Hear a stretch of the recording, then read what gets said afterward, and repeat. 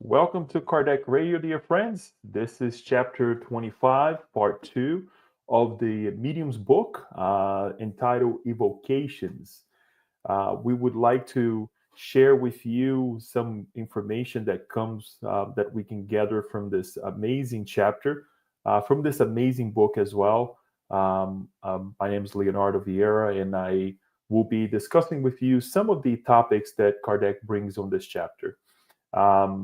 Some of them are the general considerations of spirits, general considerations, spirits who may be evoked, the proper manner of speaking to spirits, the usefulness of private vocations, questions concerning vocations, the vocations of animals, and evocations of living persons, and human telegraphy.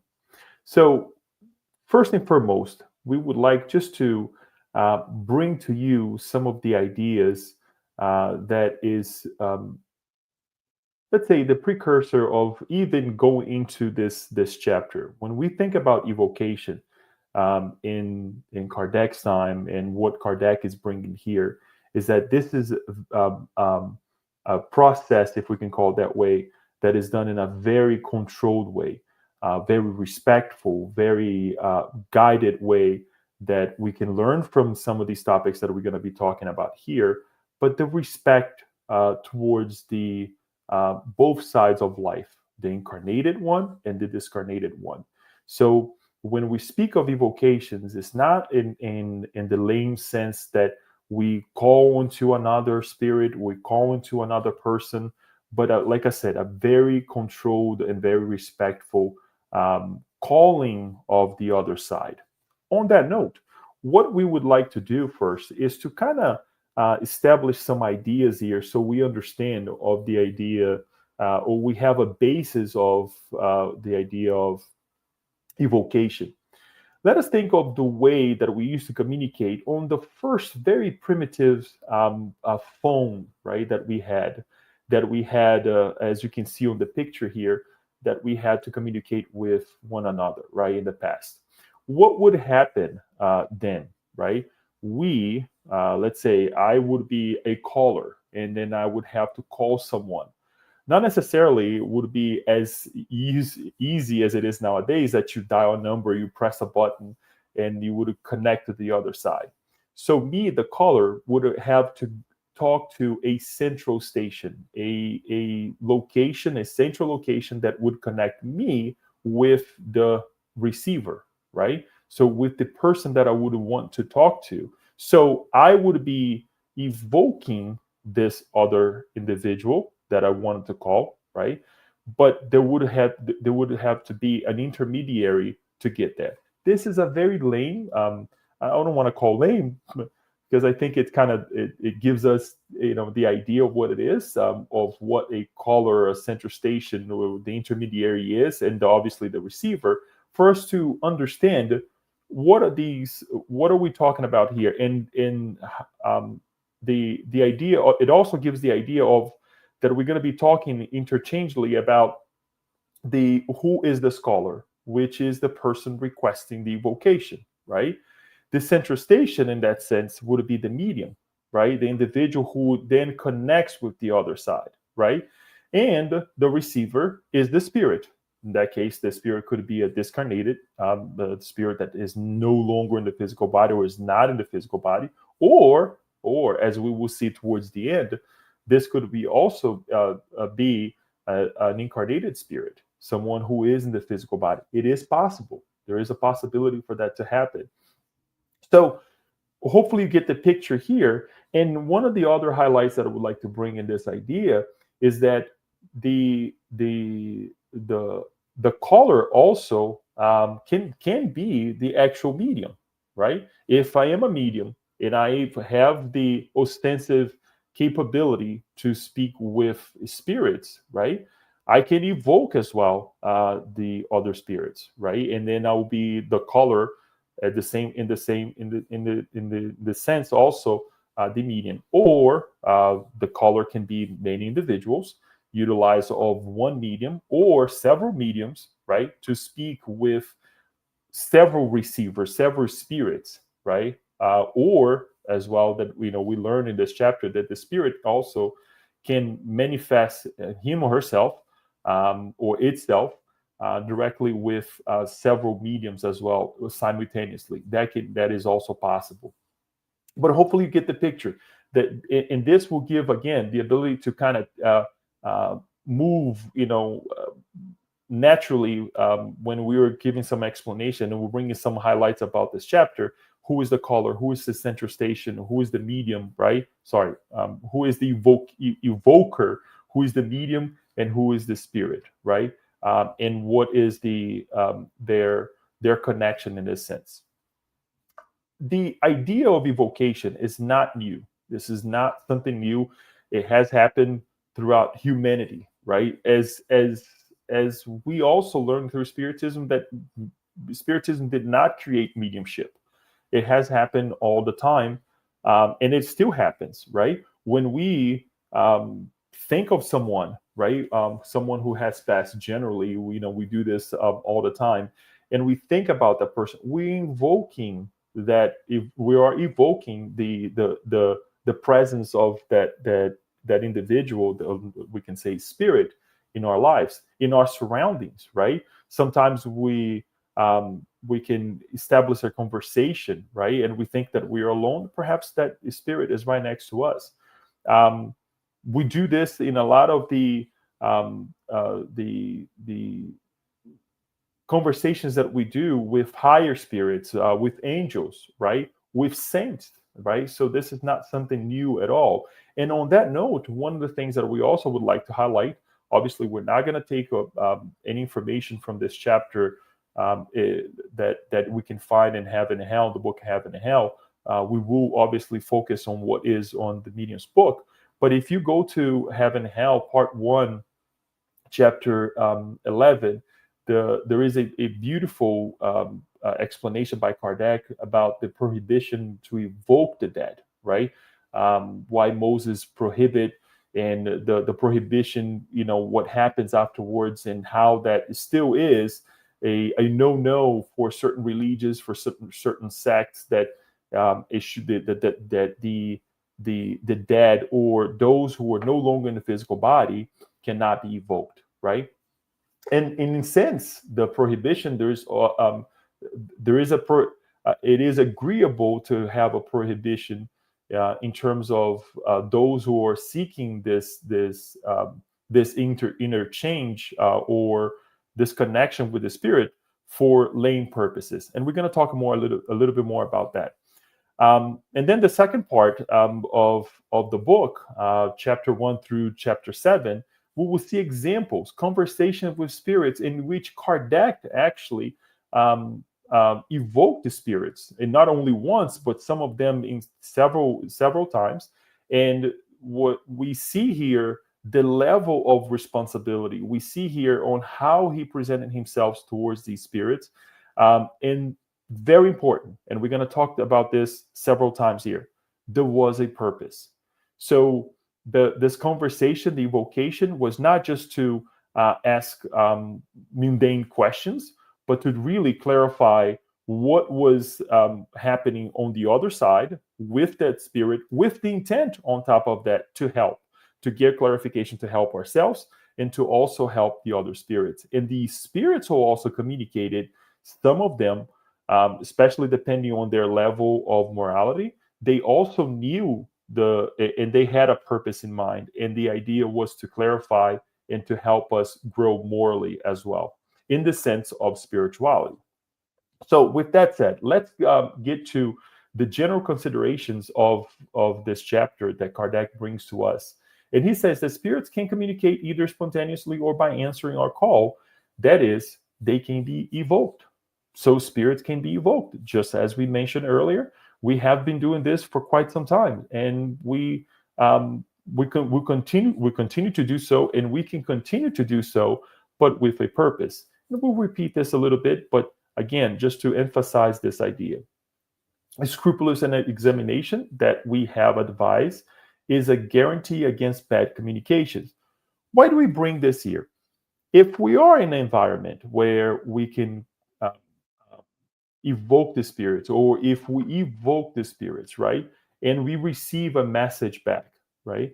We can analyze the message, we can analyze the communication, we can seriously um, um, see that the spirits who communicate after an evocation is actually the spirit. Not only that, but also it is a serious spirit. Here again, I want to just bring to you the which is really important for this chapter as well, that we're talking about a serious meeting that Kardec would participate, or a group of well-intended individuals would participate with mediums, right?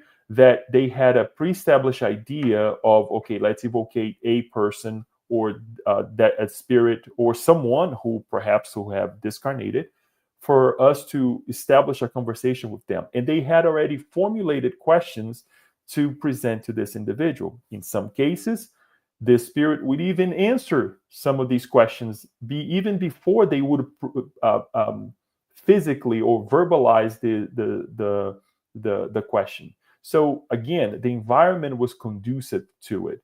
And again, we will see later on that is one the need for us to have a well established evocation of the spirit. So let us imagine ourselves as we are talking about this in an environment like this, not as we are at home or at work. Oh, let me evocate the spirit, let me talk to the spirit, and they will show up and they will give us answer, especially again for mundane questions. No, this was very serious. So we hope that if anything we can bring to you to with this chapter is that the seriousness is a key. Its basis is the sole basis of the for this communication with the spirit, this type of communication with the spirit. When a spirit is evoked for the first time, it is proper to address it as precisely as possible. Questions formulated is in a curt and imperative way should be avoided because they could be a motive for it to stay away. Questions should be affable and respectful, proper to the particular spirit, and in all cases show the benevolence of the evoker. Let us take this as if we are talking with one another, right? How do we address one another? How do we address a person of age? How do we address a person of the opposite gender? How do we address a person of who is younger than us, right? And the communication certainly will be different, but when we are evocating, when we are talking to the spirit, it ought to be the same way, with the responsibility and the respect that we are talking with a spirit just like us, if we were to not have the physical body anymore. So nothing changes here besides the fact that we are evoking a spirit who does not have a physical body, and we do. Or in the sense that, as we're going to see later on, that we're evoking a spirit that is in the physical body in a let's say, sleep state, right? When we recommend that the evocation be made in the name of God, we meant for this recommendation to be taken seriously and not lightly. Anyone who thinks it is a meaningless formula would be better off to refrain from making the evocation altogether. Again, the responsibility, the respect for this act, right? Where we do it in the name of God, we do it with a purpose, we do it with the idea, with the intent to help ourselves, and hopefully for sure to help others as well. Most of the time, when we have the intent to help other individuals, we also have the intent that is arising from us for obviously to help ourselves, right?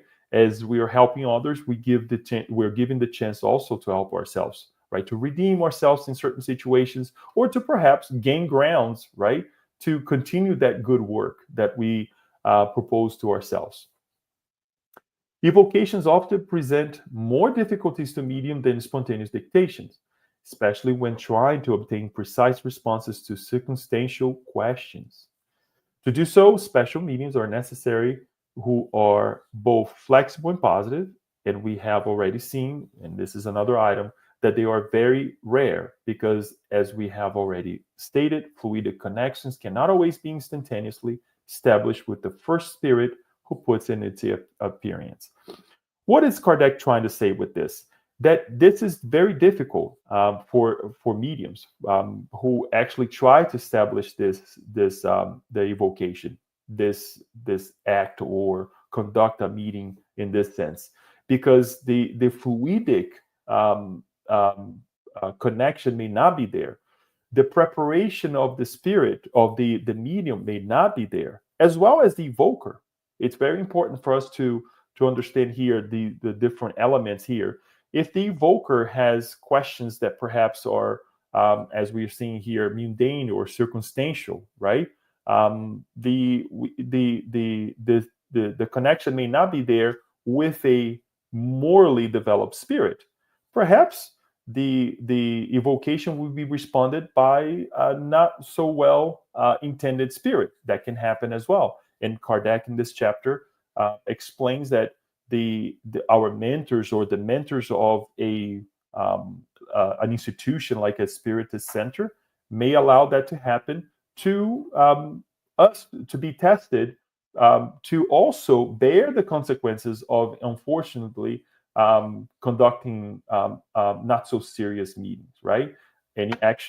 For any action, there is a reaction as well. So it's important for us to be attentive to these elements.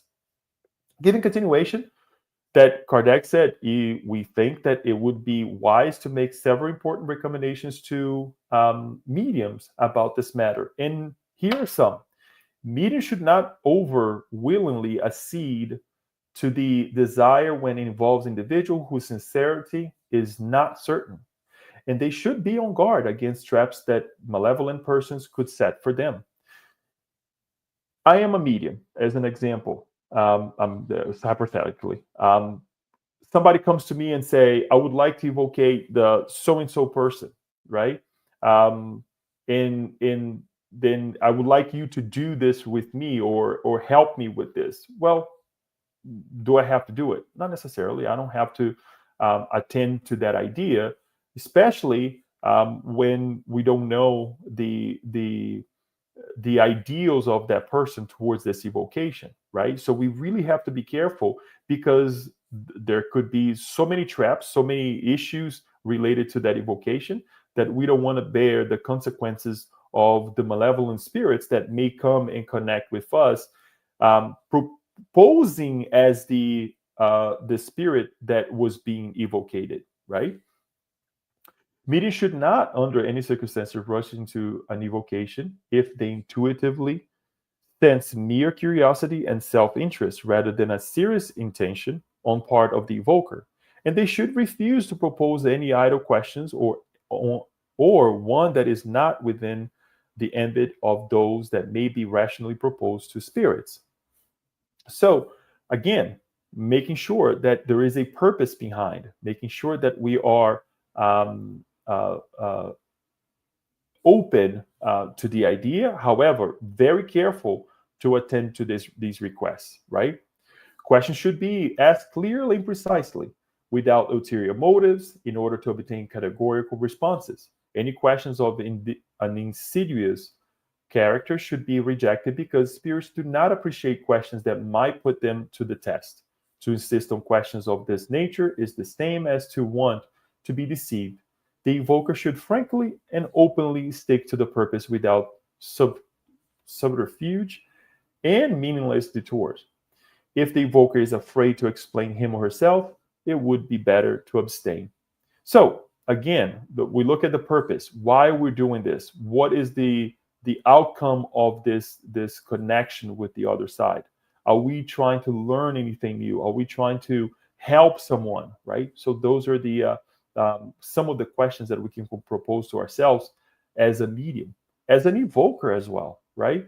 Because if we don't, as Kardec is saying, if we're trying to receive the help of a high or morally evolved spirit, and we don't propose ourselves to with questions, high order questions, and with a good intent, not necessarily they will not come. If they come, perhaps they will tell us, you should stop this work or you should stop this idea, right?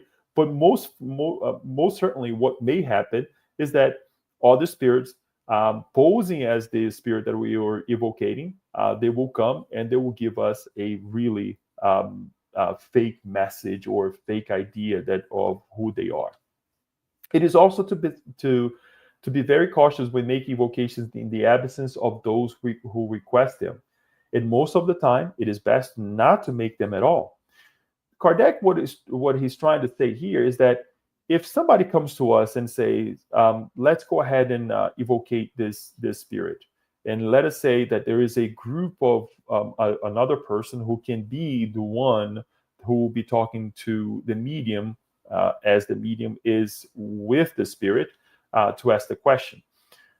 There is a level of connection of the evoker to that spirit, right? If there is a purpose. For example, let us say I am trying to evoke my grandfather, who I am now following his work, right? Or giving continuation to his work. And I would like to evoke my grandfather to give a continuation to this high, very good work that he started, right? That is a plausible way for me to say, I would like to, or reason, a plausible reason for me to go ahead and connect with my grandfather.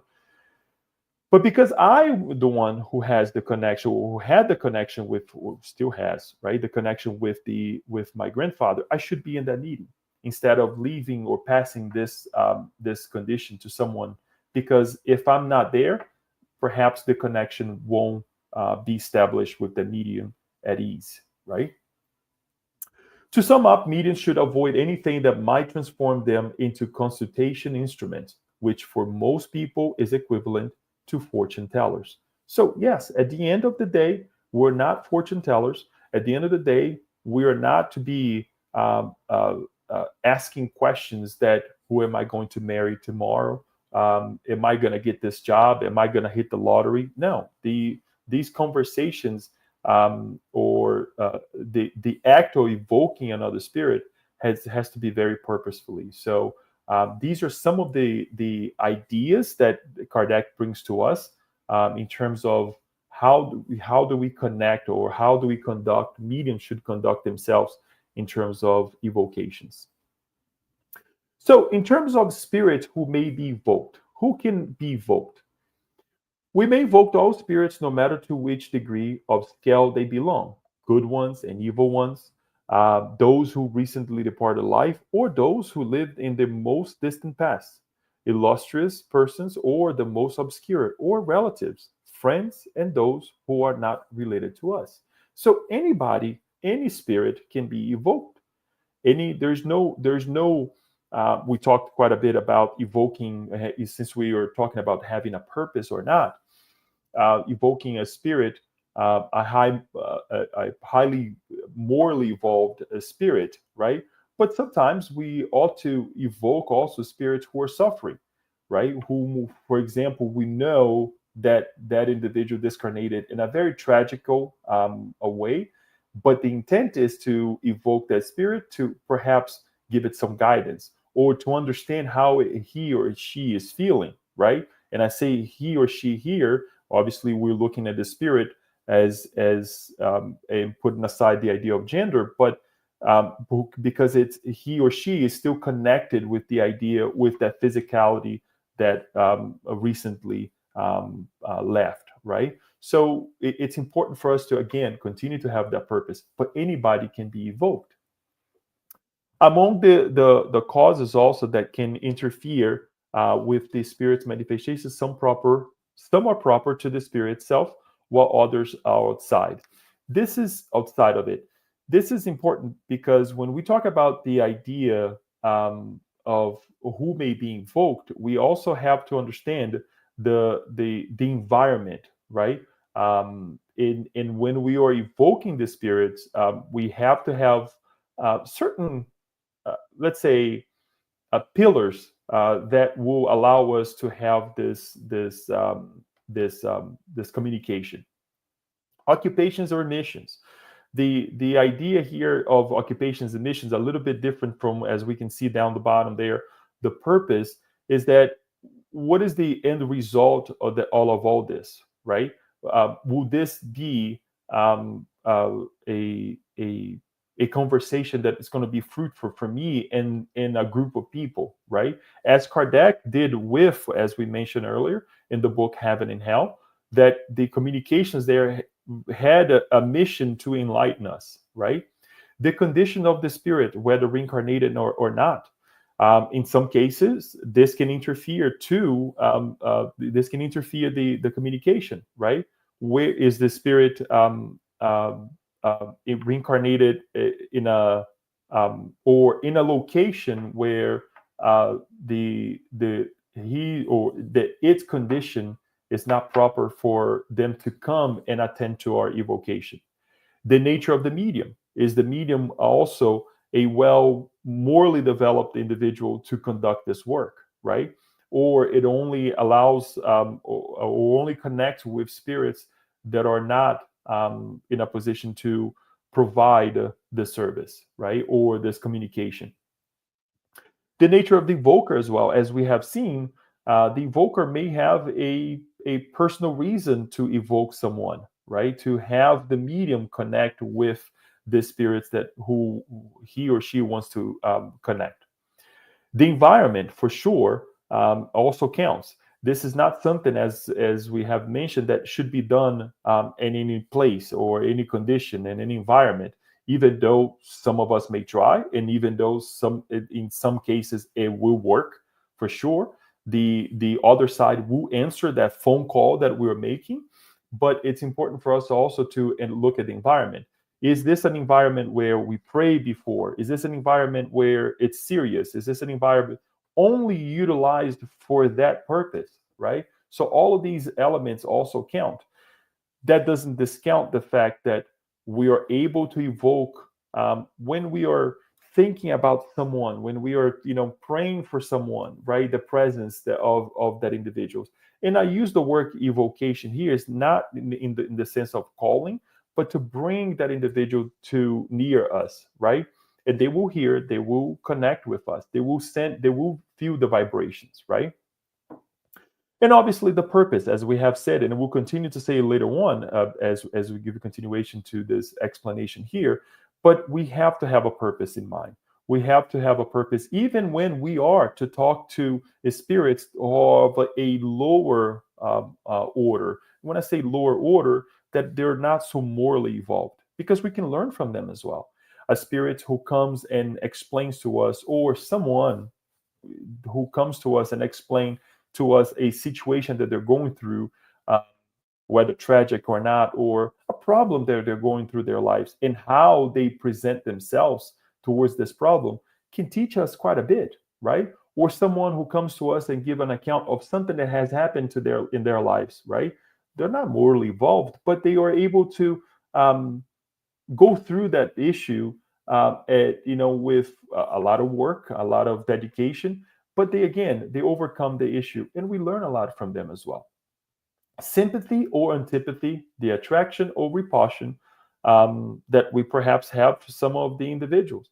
Let us think of somebody try to evoke someone who is not sympathetic to that individual, right? What would happen? How would the medium then feel as well? How would be the whole communication in that sense? So a lot of these things can interfere, can help, right, or can interfere as well in the communication, in the evocation process. For these reasons, whenever we want to evoke a new spirit, we must ask our protector guide if the evocation is possible. If it is not, the guide usually states its reasons for the hindrance, and then it would be futile to insist. Always rely in our mentors, the mentors of our homes. When I say our homes, that this would be the spirit center, the mentors of the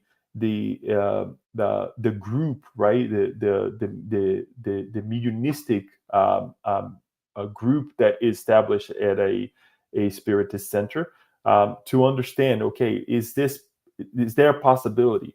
Are we going in the right direction with the idea of evoking someone here?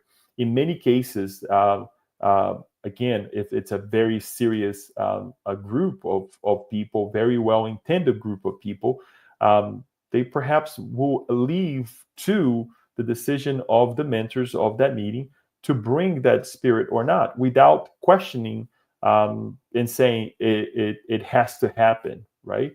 Because again, as we have mentioned, the answer may happen, but not necessarily from the spirit that we're truly evoking. So, what's the proper manner of speaking to spirit? Well, here's a simple question: how would you like to be spoken to, right? Or how do we like people to talk to us?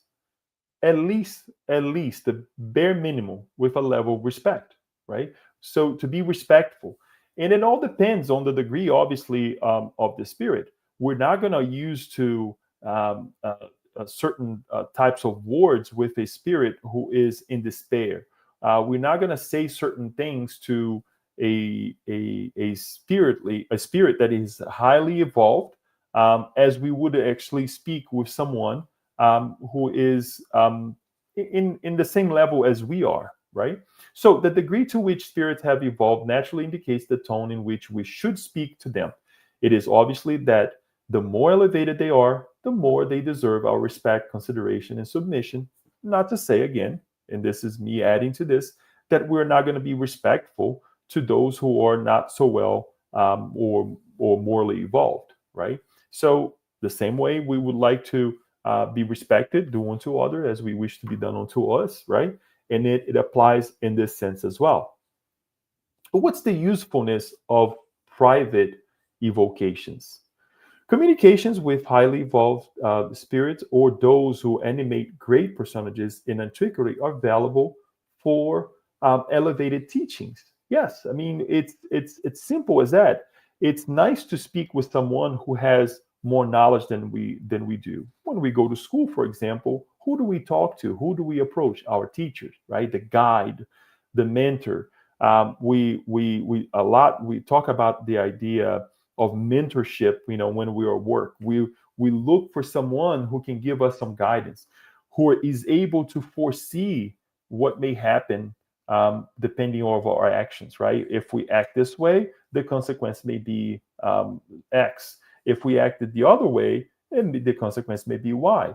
So they have a better understanding of what may happen in the future. So it's good to talk to highly evolved spirits, but we know that to get to this level, it depends on us. It depends on how we portray ourselves and how we conduct ourselves to get to the level to have this mentorship, right?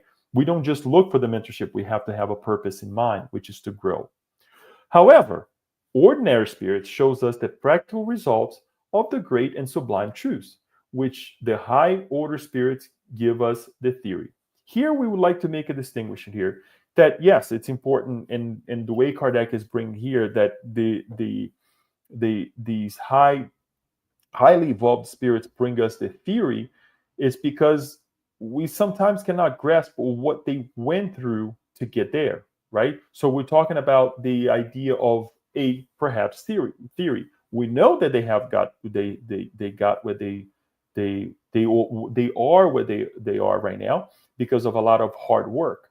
But when we look at the ordinary spirits that perhaps are going through the same things that we're going through right now, we can get closer to them and we can assimilate things sometimes even better, right? Because we're talking at the same level. So the usefulness of private evocations here is that we can talk to different orders of spirits, and it allows us to understand both sides, right? The higher level ones as well as the spirits that are not so well evolved. In terms of questions, there are several questions in this chapter that we can cover here. But because of time, we're just going to cover the first two. I highly recommend for you to stop, read these questions, because Kardec will then bring very useful information to what he brings, that he talks about in some of, obviously, with some of these highlights that I brought here, but to exemplify, I would say, what he has said, right? And it's very easy, just much like the Spirit's book. It's very easy to read and to grasp as well the text that he brought before these questions. So, question number one: could someone evoke spirits without being a medium? Everyone can evoke spirits, just as we said before. Even though they might not be able to manifest materially, they may nevertheless approach and listen to the evoker. So, any of us can evoke.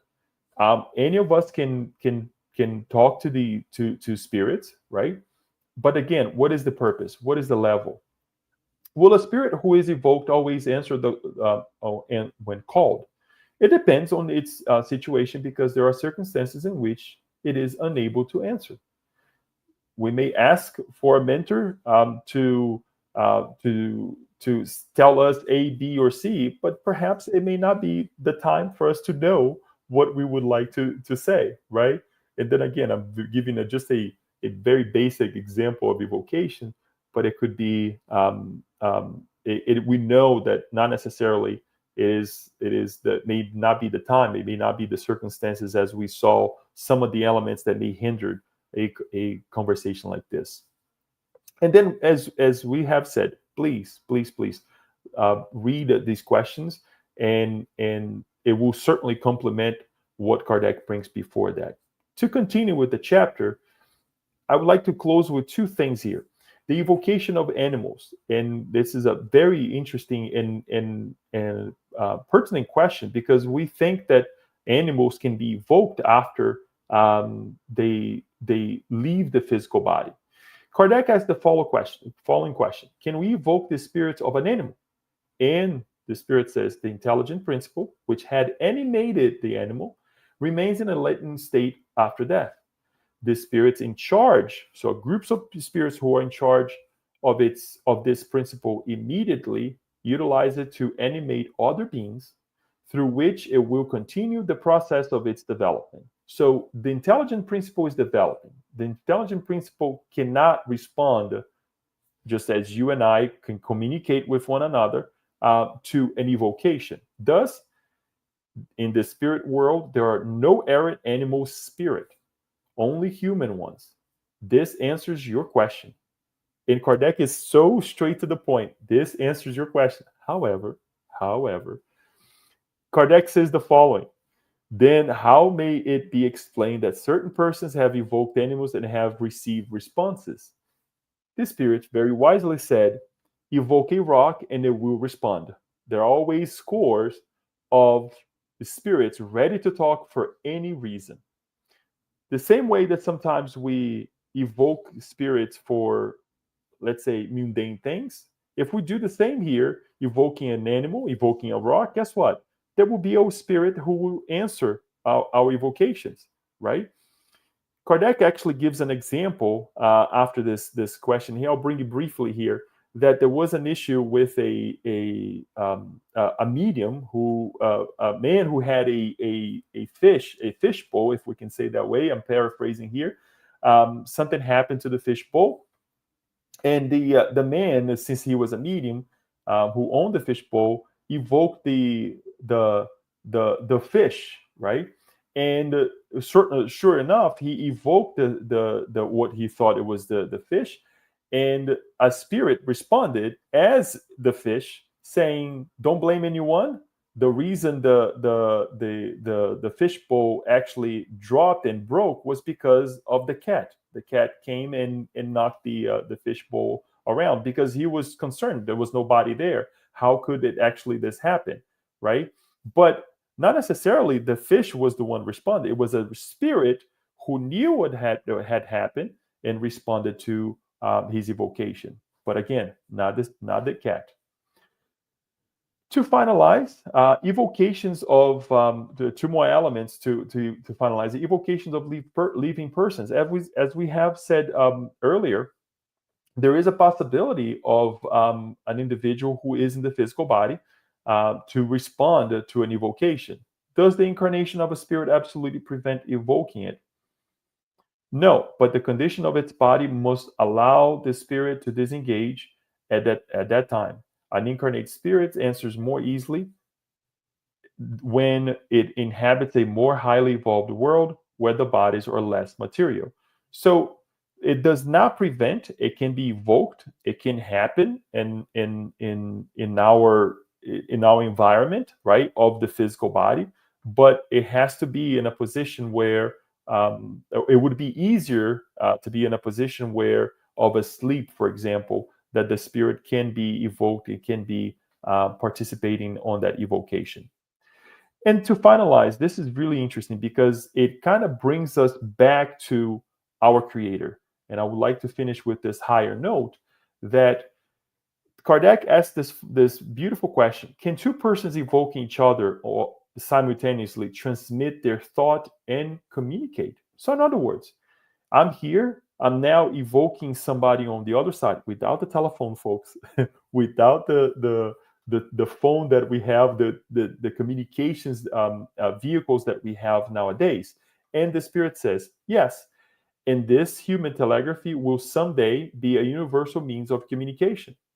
Why can it be practiced at present? And the spirit says, it already is by some, but not by many. Men and women must purify themselves more so that their spirit is freer of matter. A further reason why evocation must be made in God's name.